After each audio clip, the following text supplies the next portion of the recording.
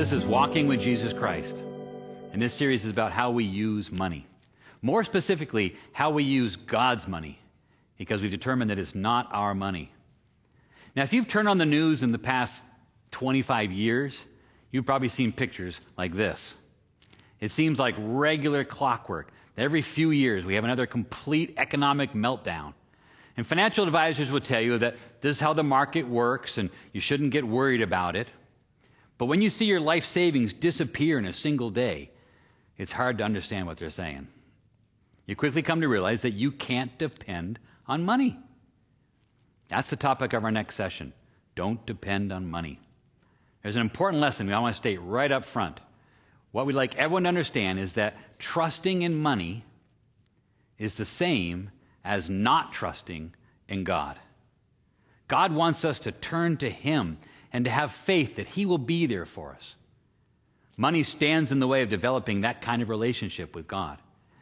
I really like how Paul explains it to Timothy in 1 Timothy 6, verse 17.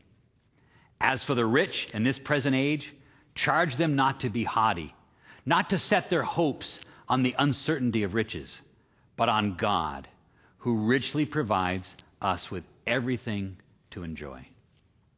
It's easy to do. If you have some money saved up, you look at your statement that comes in, and you start to get a little confident that you're doing okay, you're going to be fine. You start saying things like, I've taken good care of myself. You start leaving God out of the equation entirely. But riches are uncertain. One day, everything can change. Instead, Paul instructs us to start saving up something more permanent. Continue reading in 1 Timothy 6. We'll look at verses 18 and 19. They are to do good, to be rich in good works, to be generous and ready to share, thus storing up treasure for themselves as a good foundation for the future, so that they may take hold of what is truly life. Be rich in good works. Be generous. Riches are uncertain, but God is not. God is more concerned about who you are than what you have. Possessions, no matter how great they are, all fade and get old and decay. No matter what it is, the joy and the excitement fades away. It stops working. It loses its shine. Let's go back to Matthew 6 again and continue learning from Jesus at the Sermon on the Mount in Matthew 6, verses 19 and 20, where he says, do not lay up for yourselves treasures on earth, where moth and rust destroy, and where thieves break in and steal, but lay up for yourselves treasures in heaven, where neither moth nor rust destroys, and where thieves do not break in and steal.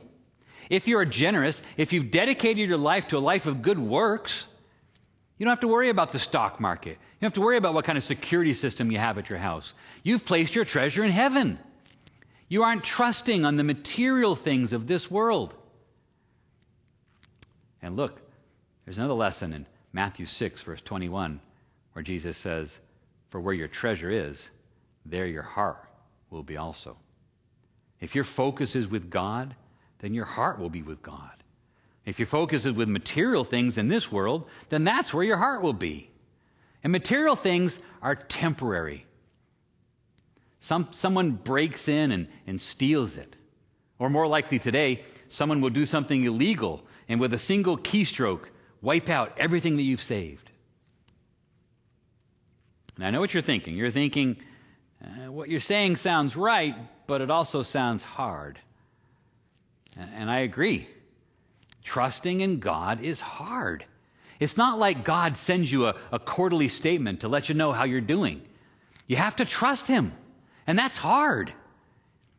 I really appreciate what David says in Psalm 37, 23 to 26. He says, the steps of a man are established by the Lord when he delights in his way. Though he fall, he shall not be cast headlong, for the Lord upholds his hand. Verse 25, I have been young and now am old, yet I have not seen the righteous forsaken or his children begging for bread. He, the righteous, is ever lending generously, and his children become a blessing. God cares for you. That's the truth. I appreciate that message is hard to receive, but it's true. Understanding that we can't trust in money is an essential part of understanding the nature of man itself. We are not eternal. We all die. Part of our hope is to be changed. We know that when we are resurrected from the grave, we will be changed. We'll be made immortal. But meanwhile, everyone dies. The rich, the poor, the wise, the fool. If we read from the New King James Version, what David says in Psalm 49, verses 16 to 18, you see it quite clearly. He says, "Do not be afraid when one becomes rich, when the glory of his house is increased.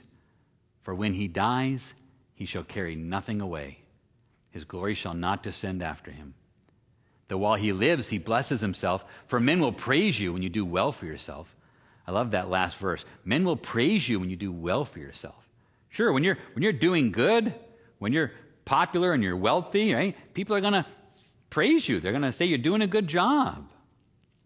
But remember the verse right before that?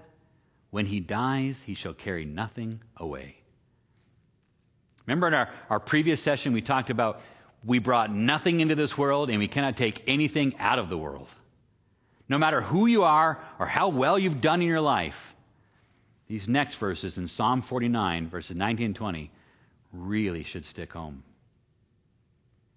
He shall go to the generation of his fathers. They shall never see light. A man who is in honor yet does not understand is like the beasts that perish. If you don't understand what God's plan for the earth is, if you don't understand what God's plan for you is, what God wants from you, then you're like the beasts that perish. You're born, you live, you die. There's more to life than that. Focus your life on something that's eternal. Make your life about something that lasts. Okay, we're talking about walking with Jesus Christ, and the lessons are about the use of money. We've got one more session together about the use of money. Our final topic is about debts and loans. Find that lesson. We'll wrap things up.